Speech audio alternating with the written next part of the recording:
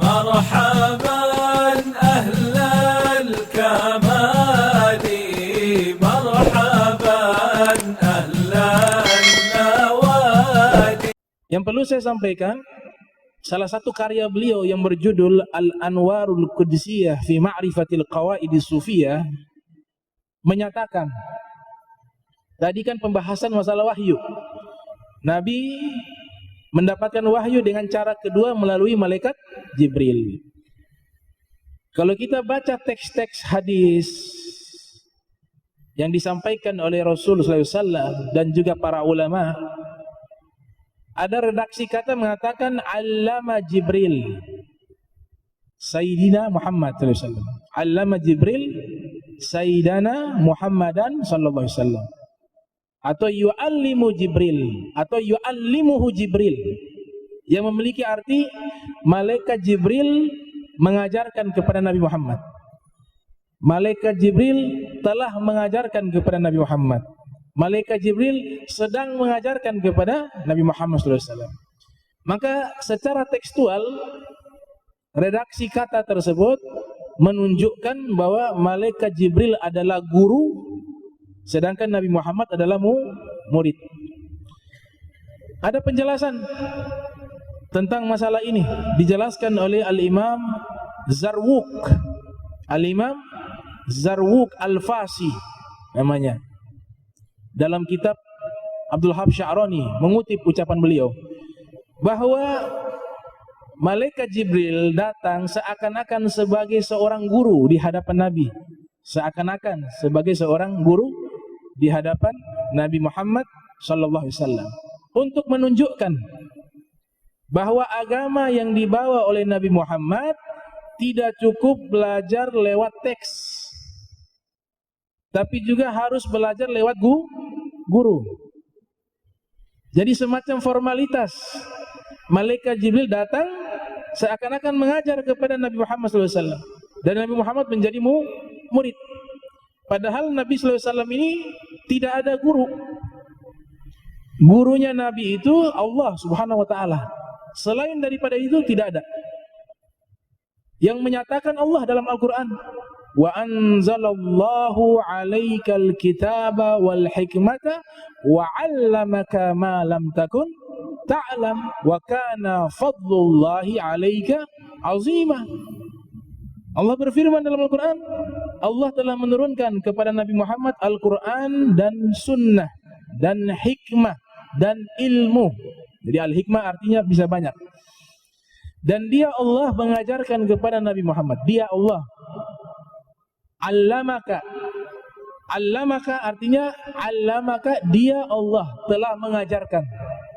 Berarti gurunya siapa? Allah.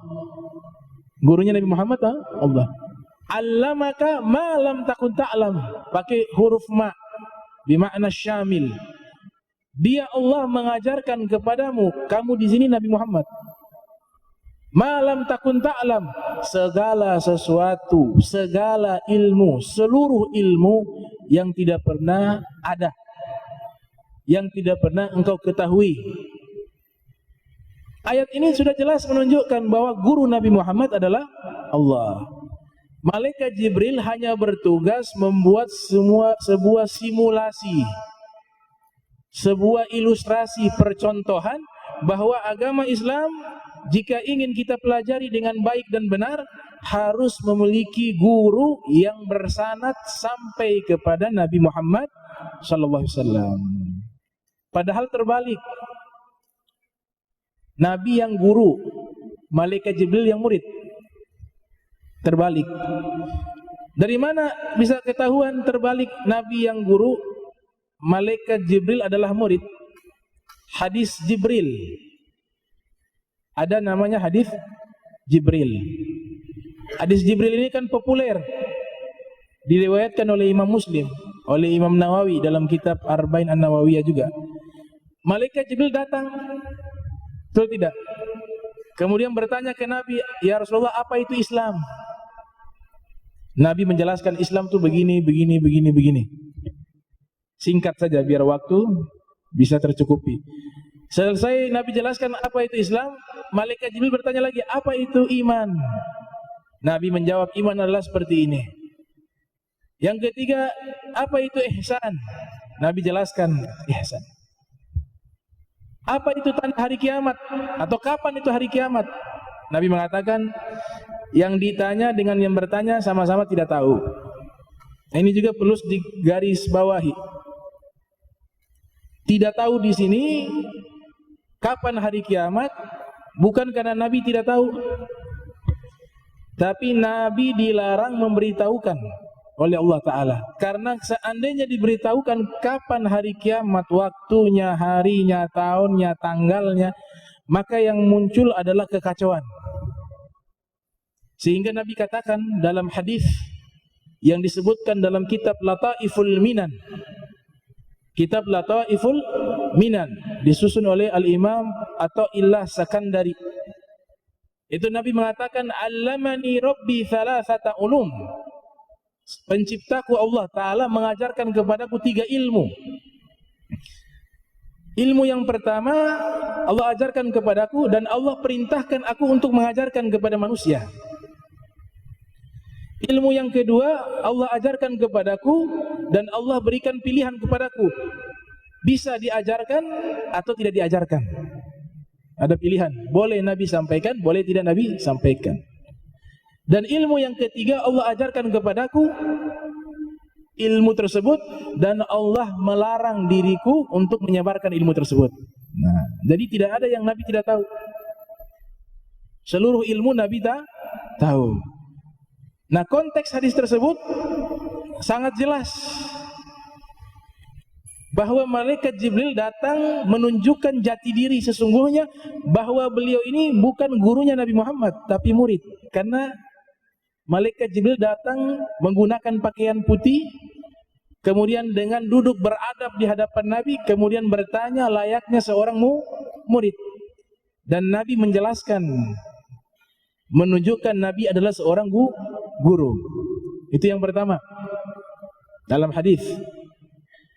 Yang kedua dalam hadis yang diriwayatkan oleh Al-Imam Muhammad bin Ismail bin Ibrahim bin Mughirah bin Bardizbah Al-Bukhari Al-Ju'fi yang lahir tahun 194 Hijriah, meninggal 256 Hijriah. Setiap Ramadan, setiap bulan suci Ramadan, malaikat Jibril datang. Malaikat Jibril datang. Bukan Nabi yang datang ke malaikat Jibril. Malaikat Jibril yang datang menemui Nabi di rumah Nabi. Apa yang dilakukan? Yudarisul Quran. Sedang tadarusan Al-Quran. Tadarusan Al-Quran. Pertanyaannya, Nabi pernah mengajarkan dan Allah sendiri mengajarkan bahwa seorang murid harus mencari guru, bukan guru yang mencari murid. Hukum asalnya seperti itu. Makanya Nabi Musa disuruh cari Nabi Khidir, suruh pergi cari. Wa iz qala Musa li fatahu la abrahu.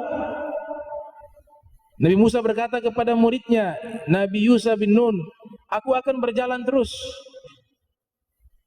Au amdi hukaba, disebutkan hatta mablagal bahrain, hatta abluga majma'al bahrain, hingga aku sampai ke tempat bertemunya 2 lautan. Disitulah lokasi sang guru, yaitu Nabi Khidir alaihissalam.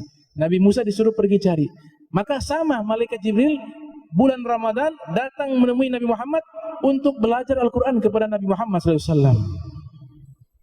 Gitu. Ini pembahasan mendalam. Oleh sebab itu ada seorang ulama besar, dan beliau punya karya-karya ilmiah itu sangat bagus. Dan ulama ini hidup tidak lama di masa kita, mungkin tahun-tahun 90-an masih ada, cuma sekarang sudah meninggal.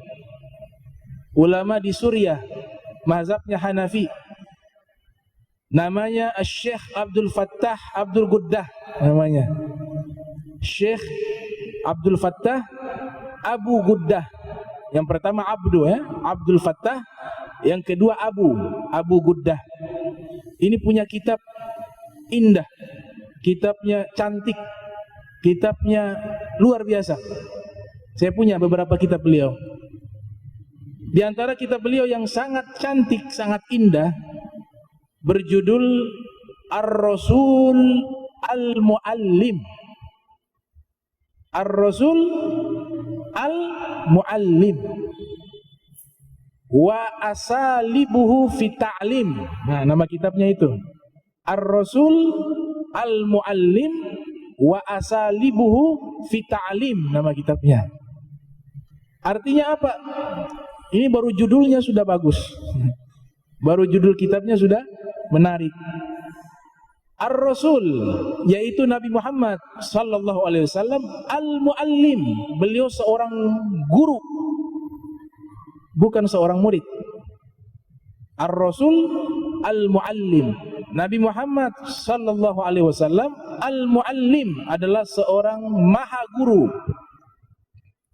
Wa asalibuhu fi ta'lim, dan kurikulumnya Nabi Muhammad di dalam mengajar. Jadi kitab itu membahas bagaimana sih cara mengajarnya Nabi Muhammad SAW, bagaimana metode yang diajarkan oleh Nabi Muhammad SAW di dalam mendidik, di dalam mengajar, di dalam menyampaikan nasihat, seluruhnya ada di kitab tersebut. Jelas beliau mengatakan di situ. Di prolog kitab tersebut, bagian awal kitab tersebut, beliau mengutip hadis dari Ibnu Majah dalam sunannya yang lahir 209 Hijriah, meninggal 273 Hijriah. Nabi SAW bersabda, wa innama bu'istu mu'allimah. Saya, pakai kata innama ya, lil hasr. Yang belajar bahasa Arab bisa paham. Lil hasr, pembatasan. Artinya hanya itu saja, tidak yang lain. Hanya itu saja, tidak yang lain. Innama bu'istu mu'allimah. Sesungguhnya saya hanya diutus oleh Allah sebagai seorang guru, bukan seorang murid. Maknanya seorang guru, bukan seorang murid. Di dalam hadis riwayat Muslim, Ibnul Hajjaj Al-Qusairi Naisaburi yang lahir 204 Hijriah, meninggal 261 Hijriah, dalam sahihnya Nabi bersabda, ba'athani muallima muyassara. Aku diutus oleh Allah Ta'ala sebagai seorang guru yang membawa kemudahan, muyassara. Jadi jelas sekarang kita bisa terbuka pemahaman bahwa tidak ada satupun gurunya Nabi Muhammad, termasuk di dalam sejarah, mohon maaf,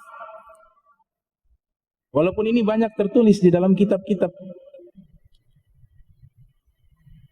Nabi ketika menerima wahyu diceritakan ketakutan.